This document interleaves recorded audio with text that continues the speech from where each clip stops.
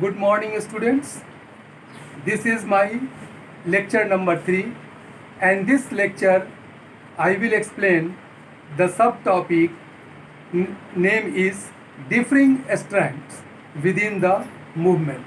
यानी कि आंदोलन के अंदर अलग अलग धाराएं, differing strands with in the movement. एक आंदोलन के अंतर्गत किस किस तरह की धाराएं आती हैं, किस किस तरह के सोच आते हैं, इसके बारे में आज हम लोग बात करेंगे। तो छात्रों देखते हैं, the non cooperation Khilafat movement began in January 1921। Various social groups participated in this movement, each with its own specific aspiration. All of them responded to the call of Swaraj, but the term meant different things to different people. अलग अलग समुदाय, सामाजिक समुदाय के लोगों ने इस आंदोलन की शुरुआत की। जो सहयोग खिलाफत असहयोग आंदोलन की शुरुआत 1921 जनवरी में हुई, इसमें अलग अलग समुदाय के लोगों ने भाग लिया। लेकिन सोचने की बात यह है कि जब उन लोगों ने भाग लिया तो उनका मकसद एक नहीं रहा, उनका मकसद अलग अलग था और वे अपने अपने ज़रूरतों की पूर्ति हेतु इस आंदोलन को पार्टिसिपेट किया, जो कि आगे चल कर के काफ़ी प्रभावशाली नहीं हुआ। तो सबसे पहले हम देखते हैं the movement in the towns. शहरों में इस आंदोलन की क्या रूपरेखा रही, क्या इसका प्रभाव रहा। हालांकि शहरों में इसमें पार्टिसिपेशन हिस्सेदारी मिडिल क्लास का बहुत ज़्यादा रहा। और विशेष करके हम आपको बताएं कि हजारों स्टूडेंट्स जो सरकार के द्वारा संचालित स्कूल थे, कॉलेज थे, उन्होंने छोड़ दिया। जो हेडमास्टर टीचर थे उन्होंने स्कूल का परित्याग कर दिया। जो वकील थे वे कोर्ट जाना, प्रैक्टिस करना उन्होंने बंद कर दिया। काउंसिल इलेक्शन का बहिष्कार करना शुरू कर दिया गया। सिर्फ एक मद्रास काउंसिल था जहां पर कि बहिष्कार नहीं हुआ और जहां पर जस्टिस पार्टी ने, जो कि नॉन ब्राह्मण थे, उन्हीं लोगों ने काउंसिल इलेक्शन का सपोर्ट किया। बाकी सब लोगों ने उसका बहिष्कार किया। आगे देखते हैं the effect of non cooperation on the economic front were more dramatic. Foreign goods were boycotted, liquor shops picketed and foreign clothes burned in huge bonfire. छात्रों, नॉन कॉपरेशन मूवमेंट का जो प्रभाव रहा आर्थिक मोर्चे पर, वो काफ़ी सफल रहा। विदेशी कपड़ों, विदेशी सामान का बहिष्कार किया गया, शराब के दुकानों की घेराबंदी की गई और सारे विदेशी कपड़ों की होलिका दहन की गई। The import of foreign clothes half between 1921 and 1922 के बीच में जो इम्पोर्ट था विदेशी वस्त्रों का, वो आधा हो गया। यानी कि कहीं ना कहीं इसका प्रभाव ज़्यादा पड़ा। 102 करोड़ रुपए की जगह सिर्फ 57 करोड़ रुपए का कपड़े का ही आयात हो पाया। बहुत से प्लेसेस में मर्चेंट्स, ट्रेडर्स जो हैं, उन्होंने विदेशी वस्तुओं का व्यापार करने से मना कर दिया। As the boycott movement spread and people began discarding important clothes and wearing only Indian ones, production of Indian textile mills and handloom went up. एक और प्रभाव हुआ कि जब विदेशी सामानों का लोगों ने बहिष्कार करना शुरू किया तो देसी सामानों का उपयोग बढ़ने लगा और इस तरह से हमारा जो देसी फैक्ट्रियां थी, उद्योग धंधे थे, वे आगे बढ़ने लगे, उनका विकास होने लगा। But this movement in the cities gradually slowed down for a variety of reasons. अब देखिए, थोड़ा समय के लिए आंदोलन पीक पर गया, लेकिन बाद में धीरे धीरे ये इसका स्तर नीचे गिरने लगा। Khadi cloth was often more expensive then mass produce mill cloth and poor people could not afford two by it. जो खादी कपड़े लोगों ने पहनने की शुरुआत की थी, उसका जो उत्पादन था कम था। नतीजा हुआ कि वो महंगा था बनस्पत उस सामानों के जो हम विदेशों से इम्पोर्ट करते थे। और लोगों की आर्थिक क्षमता जो है, आर्थिक शक्ति जो है ऐसी नहीं थी कि वे लोग खादी कपड़ों का ज़्यादा से ज़्यादा इस्तेमाल कर सके। How then could they boycott mill clothes for too long. Similarly the boycott of British institution posed the problem for the movement to be successful. Alternative Indians institution had to be set up so that they could be used in place of the British ones, हमारे देश में संस्थाएं बढ़नी शुरू हुई, खास करके शैक्षणिक संस्थाएं बढ़नी शुरू हुई, जिसके आधार पर लोगों को देसी भाषा में शिक्षा मिल सके, देसी स्कूलों में, राष्ट्रीय स्कूलों में उनको शिक्षा दी जा सके। There were slow to come, so students and teachers began trickling, लेकिन उनका बहुत जो रफ्तार जो था काफ़ी धीमे था। इस भारतीय स्कूल कॉलेज खुलने में समय लगेंगे, उनके निर्माण में समय लगेंगे, और तब तक स्टूडेंट और टीचर क्या करेंगे।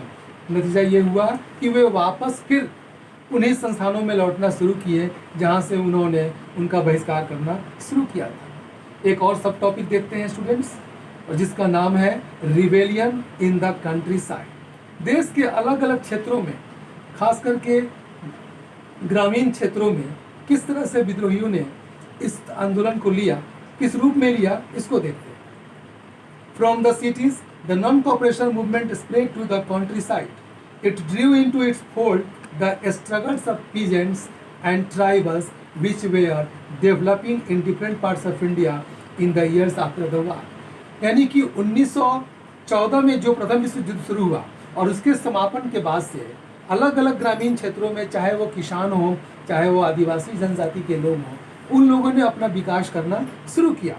अब देखिए, एक उदाहरण लेते हैं, Awadh. In Awadh peasants were led by Baba Ramchandra, a sanyasi who had earlier been to Fiji as an indentured labourer. एक वो व्यक्ति जिसका नाम बाबा रामदेव था, जो कि एक सन्यासी थे, वे इस आंदोलन को पार्टिसिपेट करने से पहले फिजी गए थे और वहाँ वे बंधुआ मजदूर के रूप में काम कर रहे थे। The movement here was against Talukdar and landlords who demanded from peasants extraordinary high rents and A variety of other सेसेस।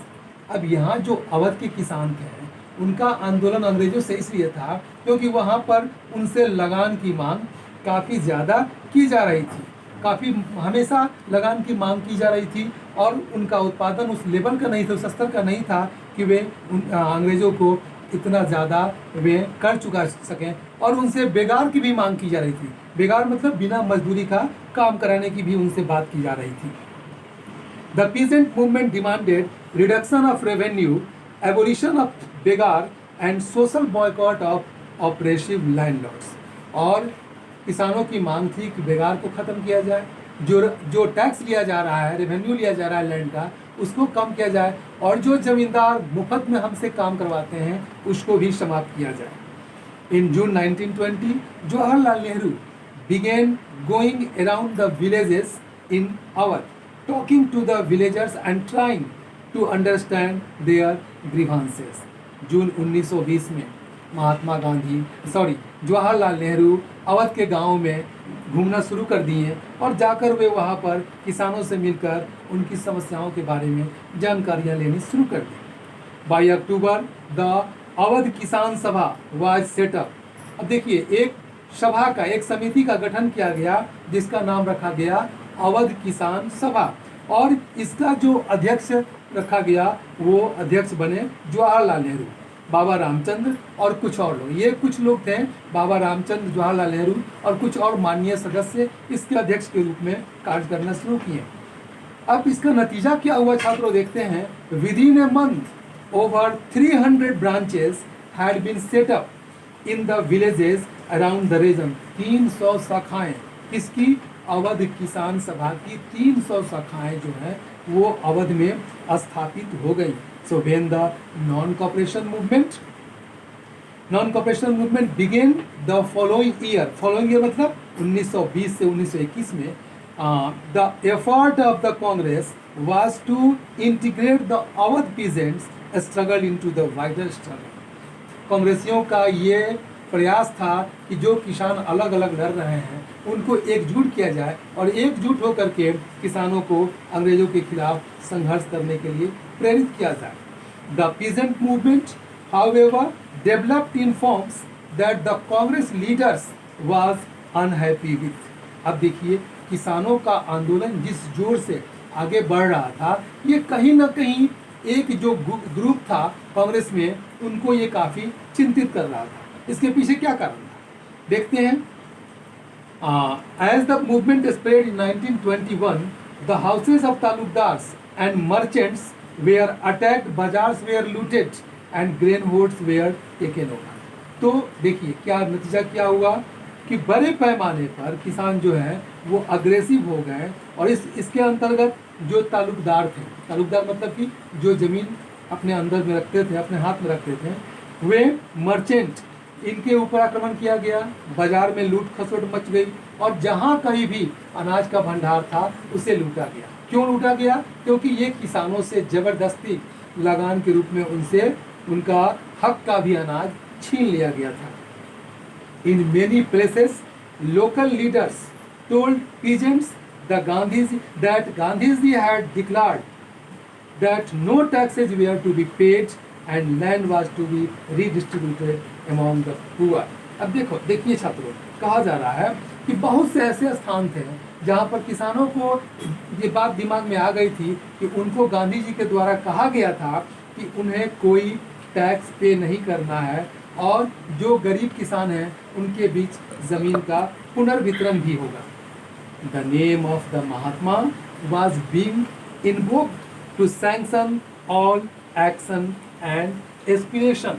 नतीजा क्या हुआ? इसका नतीजा ये हुआ कि महात्मा का नाम लेकर लोग अपनी सारी आकांक्षाओं और कार्रवाइयों को सही ठहराना शुरू कर दिए। चूँकि गांधी जी ने ऐसा कहा था इसलिए हम ऐसा कर रहे हैं। तो अभी आपने देखा कि जो आपका सब टॉपिक है कि जो डिफरेंट स्ट्रैंड्स हैं वहाँ देखने को मिल रहे हैं कि गांधी जी के आंदोलन का मतलब था कि एकजुट होकर किसानों का, मजदूरों का, सभी लोगों का, मध्यम वर्ग के लोगों का अंग्रेज़ों के खिलाफ आवाज़ उठाना। लेकिन यहाँ पर किसानों ने, मजदूरों ने उसका मतलब अलग समझ लिया और वे अलग तरीके से अपना जो है वो परिणाम प्राप्त करने की कोशिश करने लगे महात्मा गांधी के नाम पर। तो छात्रों, आज हम इस लेक्चर नंबर 3 में इतना ही पर समाप्त करते हैं। पुनः हम लोग फिर लेक्चर नंबर 4 में कुछ और आगे बातें करेंगे। तब तक आप सबको थैंक यू।